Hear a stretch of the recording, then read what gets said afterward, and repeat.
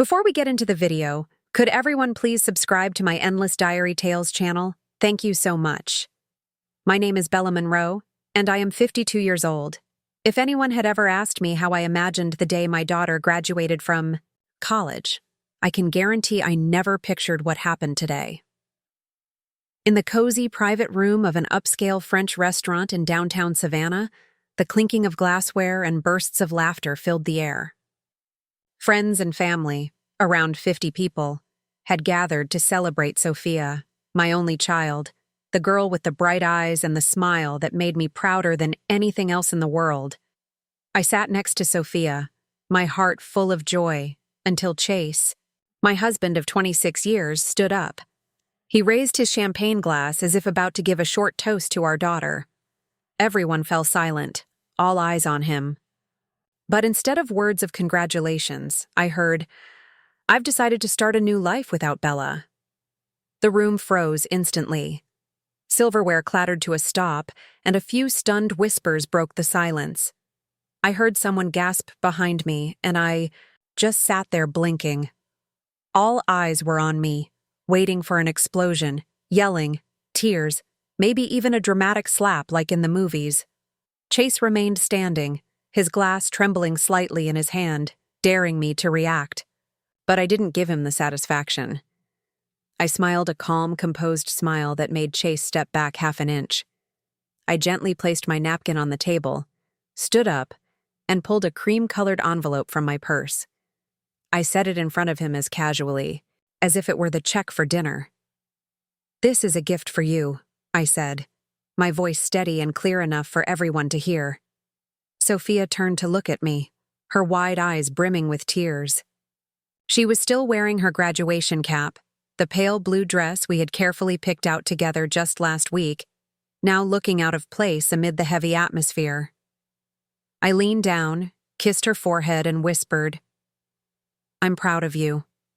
Today is your day. Don't let anyone steal it." I straightened up and looked around the room at familiar faces, people who had once come to our house for Christmas dinners, who had once sat around my kitchen table laughing at silly jokes, now avoided, my gaze like guilty children caught doing something wrong because they knew. They all knew Chase was seeing a woman nearly 20 years younger, a girl named Lauren who used to call me sis every time she visited. I took a deep breath, put on the most gracious smile I could muster, and said, "Please, everyone enjoy the rest of the party. Have a wonderful afternoon." Without waiting for a reaction, I turned and walked out of the banquet room. My heels clicked against the marble floor, echoing through the room like a bell in a silent church. I didn't look back. I didn't need to see their faces to know they were watching every step. When the heavy restaurant door slammed shut behind me, I finally allowed myself to exhale. Outside, the June heat of Georgia hit me full force, but I welcomed it. It reminded me that I was alive. I was still standing. Behind me, I heard the door crash open and Chase's voice, no longer confident, but frantic.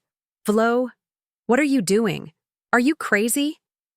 I walked slowly down the stone steps, a cold smile spreading across my face, one Chase had never seen before. Over the years, I had played the role of the beautiful wife so well that he forgot who I really was. A woman who had once built a career from nothing before giving it up to support his dream. I didn't respond to Chase shouting. I didn't even glance back. I just tightened my grip on my purse, feeling the second envelope inside, a copy of the divorce papers and the evidence I had so carefully gathered. I still remembered the bitterly cold winter day when everything inside me shifted. It was a January evening when I was reviewing the family's year-end bills. Chase wasn't home again, with the usual excuse of meeting clients in Hilton Head. I opened the bank statement, planning to skim through it before dinner. But then a small, unfamiliar charge caught my eye. A jewelry store in Atlanta. I frowned. Chase never wore jewelry, and I hadn't received a gift from him in years. A cold sense of foreboding crept into my heart. I started paying closer attention. More suspicious charges popped up. Dinners at expensive restaurants, unexplained hotel, bills, random flight tickets to cities Chase never mentioned. I didn't confront him. I didn't scream or accuse. Instead, I quietly noted everything. Dates, amounts, details.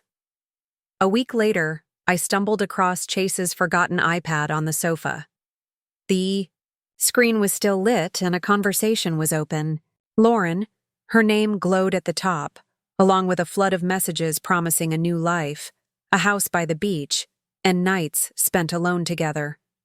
I closed the iPad with shaking hands, but my mind was clearer than ever. If Chase thought I would go quietly, he had picked the wrong woman. That night, when Chase came home, I greeted him with my usual smile, poured him a glass of wine, and pretended nothing had changed. But inside, I had made up my mind. The next day, I met with Charlotte Reynolds, a divorce attorney I knew from a finance seminar a few years ago.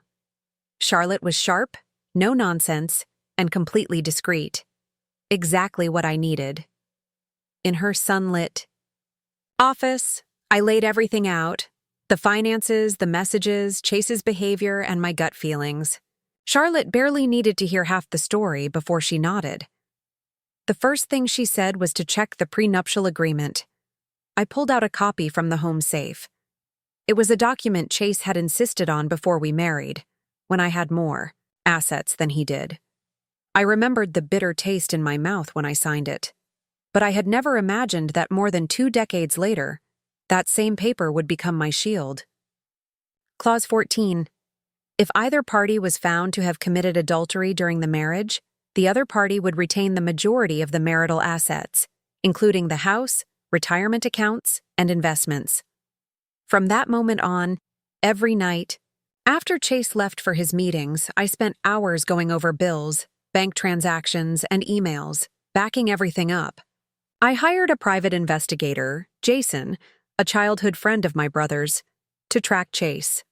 When necessary, it didn't take long for Jason to deliver photos of Chase and Lauren holding hands at a beach resort where they had checked in under fake names. I was careful and methodical, treating every move like a chess game. I didn't just want to leave Chase. I wanted him to feel powerless, to taste the betrayal he had so casually inflicted on me over the past year. I gathered enough evidence over 3 months. During that time, Chase kept playing the perfect family man. Dinners with Sophia, sweet talks about retirement dreams. He had no idea that every lie, every glance away, only steeled my resolve to make sure everything was airtight. Charlotte advised me to wait until after Sophia's graduation. On one hand, I didn't want to ruin my daughter's big day. On the other, I knew Chase would pick that moment to make his move because he cared more about appearances than reality. I prepared the cream-colored envelope filled with Charlotte's carefully drafted documents, the divorce petition, evidence of infidelity, and a detailed list of assets to be divided according to the prenup. I tucked it into my purse. This morning, I was ready. All I needed was for Chase to push himself over the edge, and he didn't disappoint me. The sound of Chase's footsteps running after me, his panicked voice calling my name, only strengthened my resolve. With each step, I left behind years of blind loyalty, walking toward a future where I would no longer be chained by betrayal and empty promises. The sound of Chase's shoes pounded urgently on the sidewalk as he chased after me, but I didn't slow down. In my ears, I could hear his voice break, furious and panicked with every word. "You can't do this! Talk to me!" I stopped at the corner beneath the sign of a small flower shop and turned around. Chase rushed up, clutching the envelope I had, left on the banquet table like it was the only thing that could save him. "What the hell is this?" Chase roared, waving the envelope. I kept my gaze steady, unblinking. "Just giving you what you worked so hard for all this time," I said lightly. He tore the envelope open on the spot, yanking out the stack of papers. Inside, his face flushed red, then turned pale in a matter of seconds. I could see his hands tremble as he read the first lines. Evidence of infidelity. "How did you get all this?" he whispered, his voice cracking. I crossed my arms and answered, simply, sometimes all it takes is one person being careless and the other being patient. Chase jerked his head up, panic flashing in his eyes.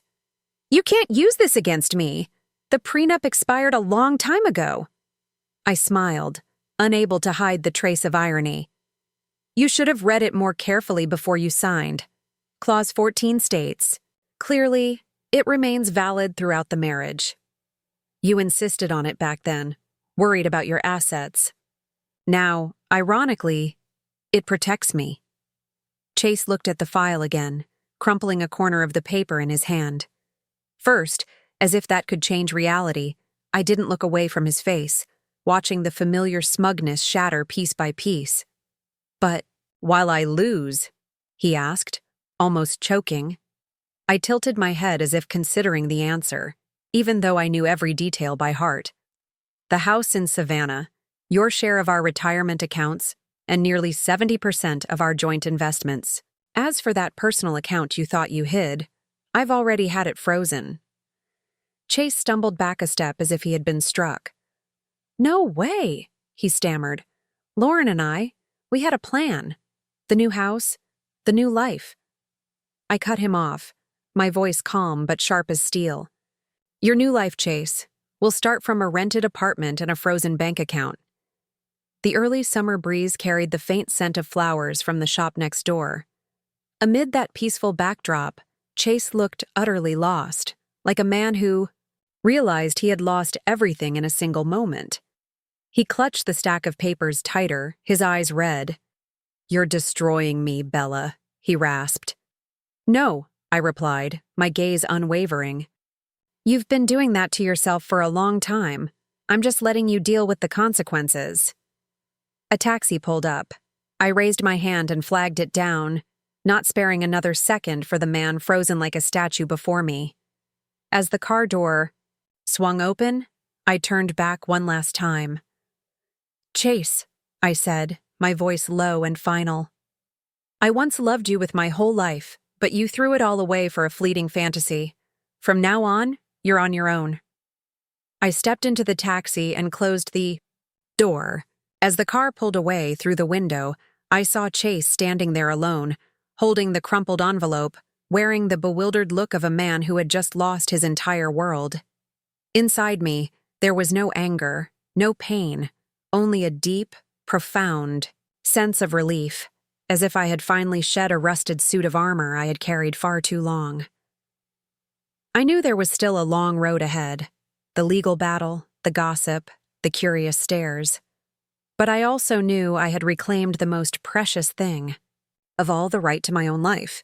I returned to the old house in Savannah's historic district as the evening light dipped the red brick walls in gold. This house had once symbolized everything we had built together, or so I had believed. Less than an hour after I walked through the door, I heard a car tear into the driveway. The front door flew open so hard the hinges creaked. Chase stormed in, looking like a lost storm, the crumpled paper still clutched in his hand. Bella, he shouted, frantic. We need to talk right now. I remained seated on the living room sofa, the warm yellow lamplight casting soft glows on the family photo wall. I closed my laptop and looked at him without a flicker of emotion.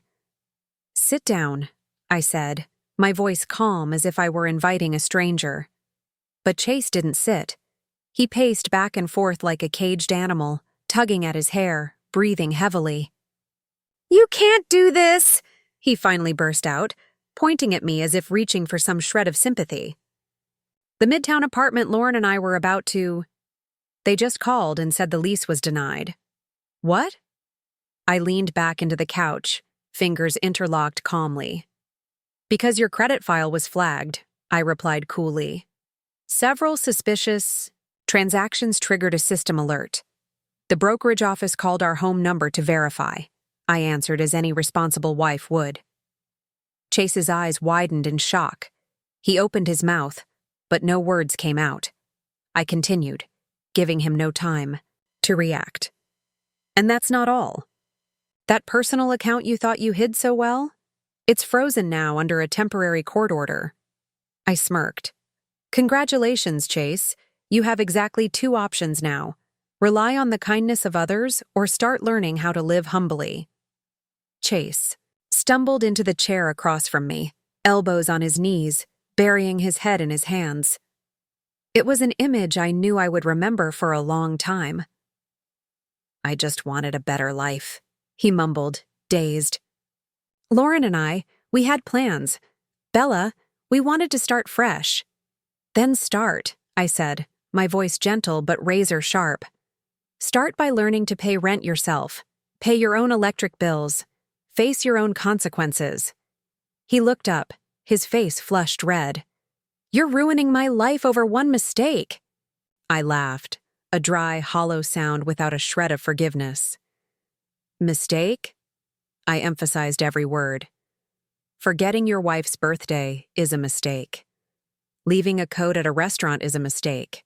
What you did, cheating, hiding money, planning to abandon your family on your daughter's biggest day, that's not a mistake. That's a choice. He stared at me, finally realizing that his usual excuses would find no mercy here. I need money, he said, as if stating the obvious would fix anything. I crossed my arms, leaning back. Yet, you had a secret account. Lauren, you had plans, but you don't have me and you don't have Sophia. Hearing Sophia's name made Chase flinch, as if he had been punched in the chest. Does she know? He asked, his voice breaking. Not yet, I said, but soon. And when she does, you'll be the one explaining why her graduation day turned into a disaster. Chase sat frozen, like the full weight of his mistakes had finally crushed him. I stood and picked up my keys from the table. I'll give you 2 days to pack your things, I said, my voice steady and final. After that, the locks will be changed. You'll need to find another place to start your new life. I walked to the door without looking back. As I closed it behind me, I left him alone with nothing but heavy breathing and a cold silence he no longer knew how to fill. I drove straight to Deanna's house, Chase's sister, the only one in his family who had stayed loyal to me.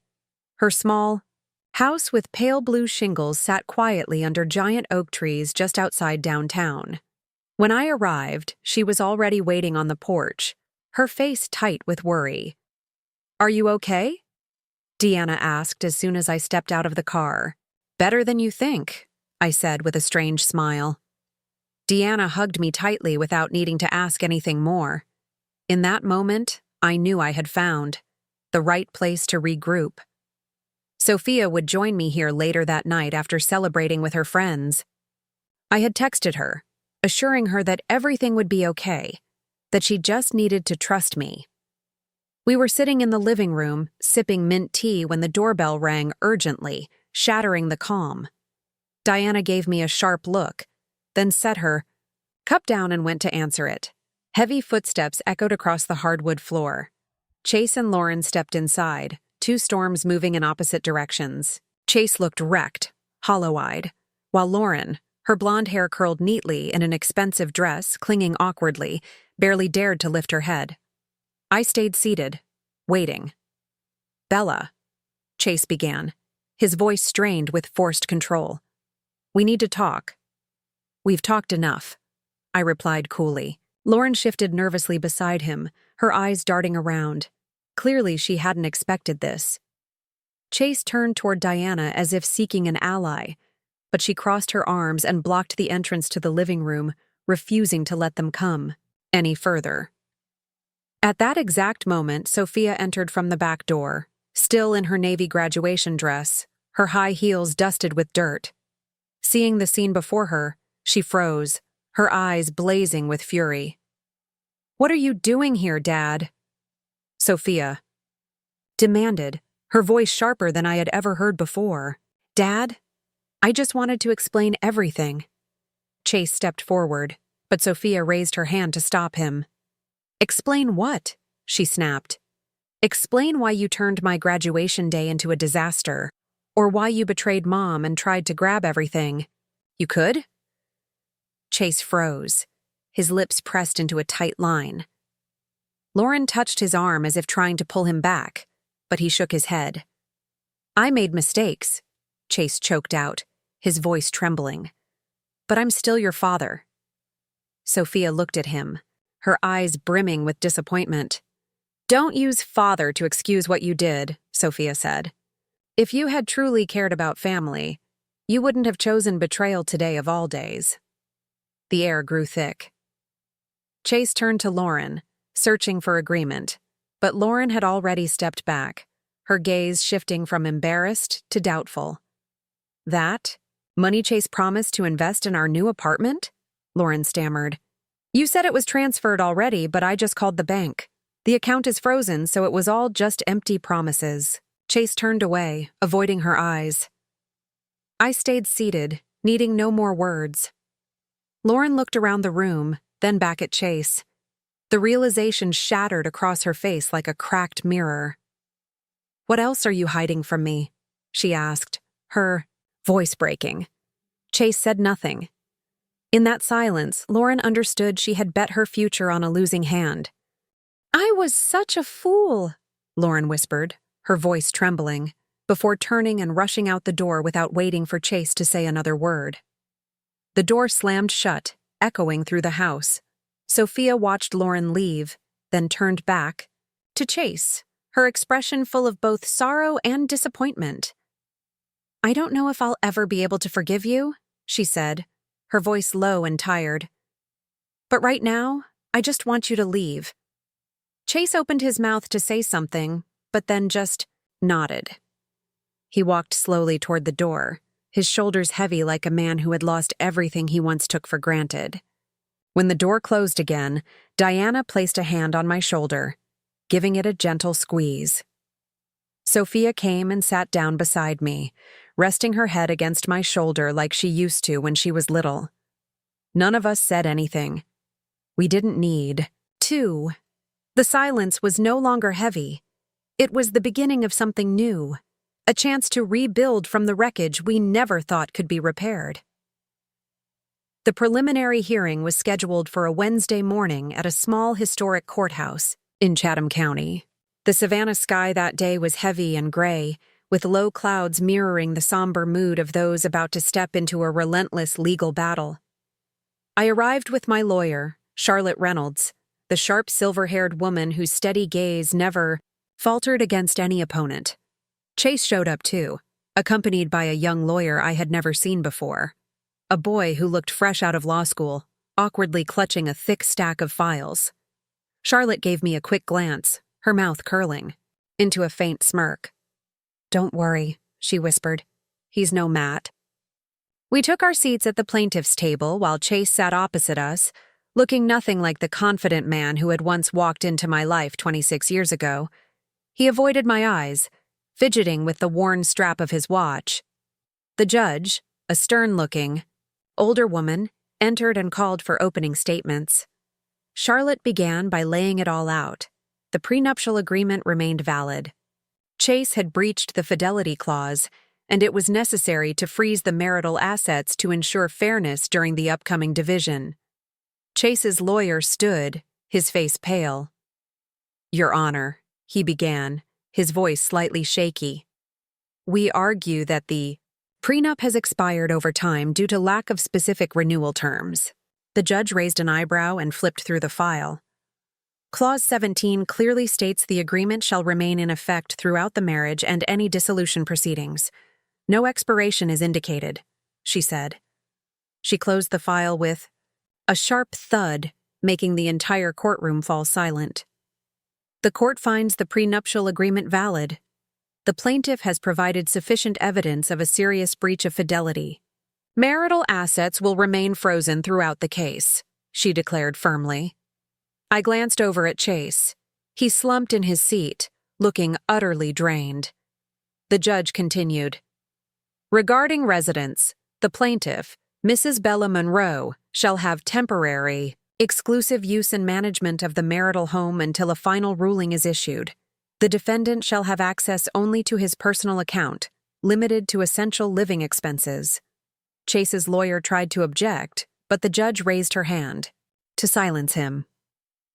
I have reviewed the transaction records, personal spending, and evidence of financial misconduct.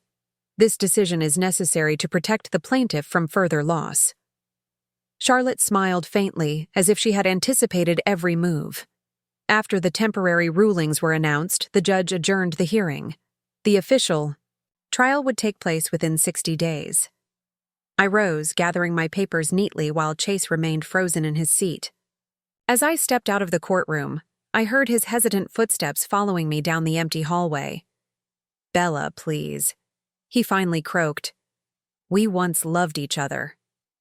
I turned, meeting the eyes that had once convinced me nothing could ever tear us apart. Now they were filled only with regret.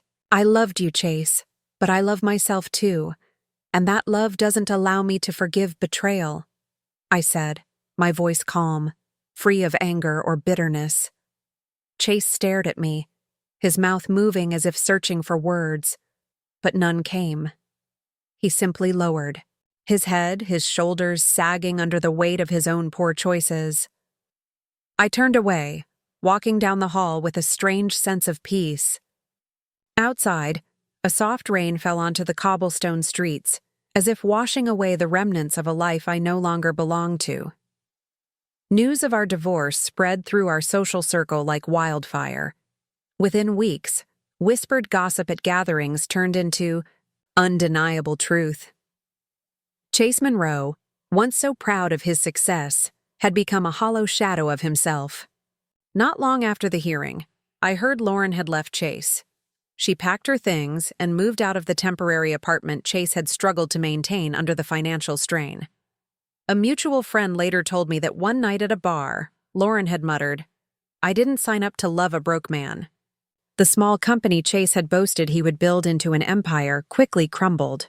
With no financial skills and no one left to back him, bad investments drained what little he had left.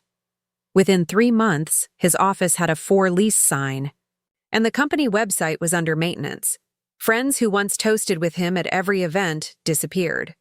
No more golf outings, no more charity galas.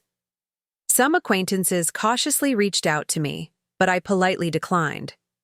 I didn't need them, and they had never really needed me. While Chase floundered in the wreckage of his own making, I quietly rebuilt my life, starting from the smallest things. I enrolled in a short financial counseling course for women at a local university, brushing up on my skills and regaining my professional rhythm. I rented a small office in a historic downtown Savannah building, its large windows overlooking a sunlit park. On the window, I placed a simple sign, "Bella Monroe Financial Transitions." I chose that name because I knew exactly what I wanted to help women navigate: major life changes, divorce, widowhood, job loss, career shifts. I had once wished someone had held my hand through my darkest days. Now I wanted to be that person for others.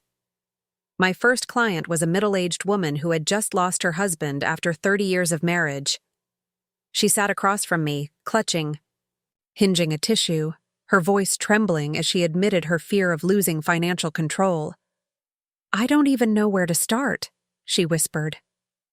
I smiled gently, placing my hand on the file in front of me. "We'll start right where you are," I said. "One step at a time, and you won't have to walk it alone." Words spread quickly. One client led to another: divorce attorneys, therapists, even people who had only known me through gossip began referring clients my way. Within 6 months, I hired an assistant, then a partner. One day, while sorting through paperwork in my office, I stumbled upon an old photo of me, Chase, and Sophia standing in front of our house during our first summer there. I stared at it for a long time. There was no anger, no regret, just a strange, quiet peace. Life wasn't the same, and neither was I.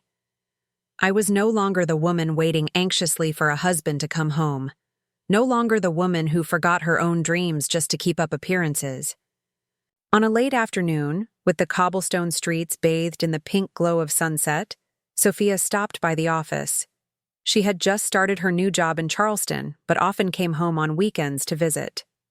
"I'm so proud of you, Mom," Sophia said, hugging me tightly. I smiled, feeling a quiet happiness settle deep inside.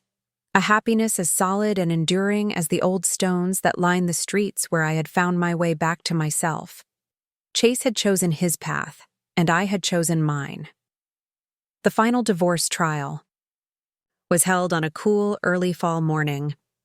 I entered the courtroom with Charlotte, wearing a simple, light gray dress and feeling more at peace than ever.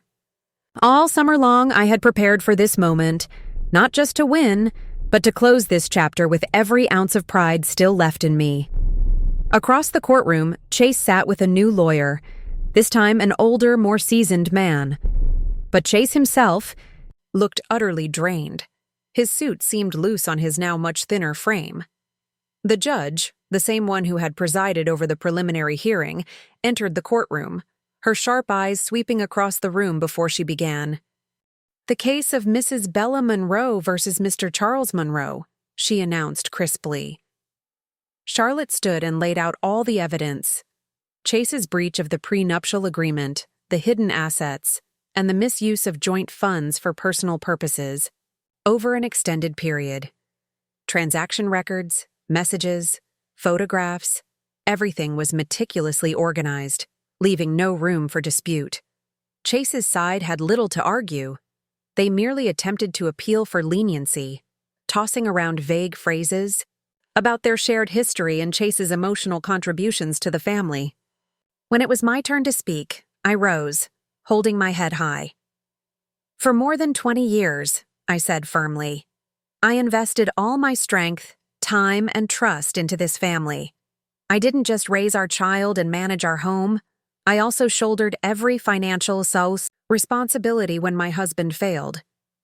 What I ask for today is not revenge. I am reclaiming what I built and what I rightfully deserve."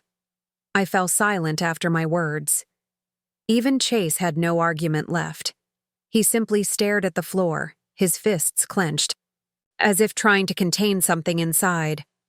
Finally, after 3.5 hours, the judge delivered the verdict. Given the clear evidence of a violation of the prenuptial agreement, the court awards Mrs. Bella Monroe full ownership of the marital home in Savannah, retains her individual retirement accounts, and grants her 70% of the joint assets, including investments and savings. Mr. Charles Monroe shall retain only his personal property and the balance in his designated private account. I took a deep breath as I heard those words, not because I was celebrating a win, but because I finally felt the weight lifting off me. Chase remained motionless, as if frozen in place. I glanced at him one last time, feeling no hatred, only regret for a man who had lost everything because of his own poor choices. As I stepped out of the courthouse, the gentle autumn sunlight wrapped around me like a warm embrace. Charlotte gave my back a light pat. "Congratulations, Bella," she said, a fleeting smile at the corner of her lips. "You didn't just win assets. You reclaimed your future." I simply nodded. In that moment, I understood life isn't always fair, but if you stand firm for your worth, there will come a day when justice smiles. That day, I didn't go home immediately. I drove straight to my office, the small space I had rented and nurtured through all those difficult months. Inside, the desk was neatly organized, and the sign reading Bella Monroe Financial Transitions gleamed in the sunlight, a silent reminder I had risen from the ashes and built a new world with my own hands. Chase lost almost everything in the divorce, but the greatest loss wasn't money or property. It was the trust, the respect from family and friends, and above all, from his own daughter. As for me, I didn't just reclaim my life. I rediscovered myself, stronger, freer, and no longer defined by anyone else. I looked out through the large window, watching the autumn leaves swirl in the breeze like a graceful dance. An old chapter had finally closed. About a month after the final hearing, one late afternoon while I was wrapping up paperwork at the office, the phone rang. The caller ID made me pause for a moment. Chase. I let it ring a few more times before picking up. Hello? His voice was raspy and worn. I know you probably don't want to hear from me, but please give me just a minute. I leaned back in my chair, feeling strangely empty inside. Go ahead, I said curtly. There was a long pause, as if he was searching for the right words. I ruined everything, he finally said, his voice heavy. I lost you, lost our daughter, lost my own self-respect. I have nothing left but regret. I closed my eyes for a moment. A part of me had longed to hear this apology, but now hearing it, I felt only relief. No more pain, no more anger, just a sense of closure. I know, I replied calmly. Chase hesitated, then added, I'm not asking for forgiveness. I just want to know if there's any chance left for us. I'll change. I'll start over. I opened my eyes and looked out at the street bathed in the golden hue of sunset, and I knew my answer. No, Chase, I said, my voice soft but firm. That door closed a long time ago. I'm no longer standing there waiting to open it. Chase fell silent for a long time. I could hear the collapse in his heavy breathing. You deserve better, he finally said, and for the first time, I believed he truly meant it. I hung up the phone, feeling no ripple in my heart. The old story had truly ended. My life moved into a new chapter I hadn't even dared to imagine. My small office grew quickly, forcing me to rent a larger space. Within just 8 months, clients kept coming. Women who had been knocked down by life, now sitting across from me with hope in their eyes. I didn't just help them manage money, listened to their stories, and guided them to plan for a future they once thought was lost. I became their steady hand, the kind of hand I once wished for during my own darkest days. Sophia, my daughter, called regularly from Charleston. She had just been promoted to lead the communications team at her company, and in every call, I could hear the uncontainable pride in her voice. You're my role model, Mom, Sophia had whispered one evening when we sat on the porch sipping tea. Not because you survived it all, but because you turned your loss into your strength. Those words, more than any financial success, were the greatest reward I could have ever received. One weekend, I treated myself to a trip to Asheville, up in the mountains where the autumn leaves painted the hills in brilliant reds, golds, and oranges. Standing on the balcony of a cozy little hangout overlooking the vibrant valley, I felt my heart open wide and completely at peace. I once thought happiness meant keeping a family intact at all costs. But now I understood true happiness begins when you choose yourself, even if it costs you every old dream. Bella Monroe, who once lived in the shadow of a man, had stepped into the light, writing her own story with no one's approval needed. I walked back inside, opened my laptop, and began drafting a plan for a new program, a series of free workshops on financial management after divorce for women in the community, because I knew there were women out there who needed a hand, a voice telling them, you are stronger than you think, and this time I would be that voice.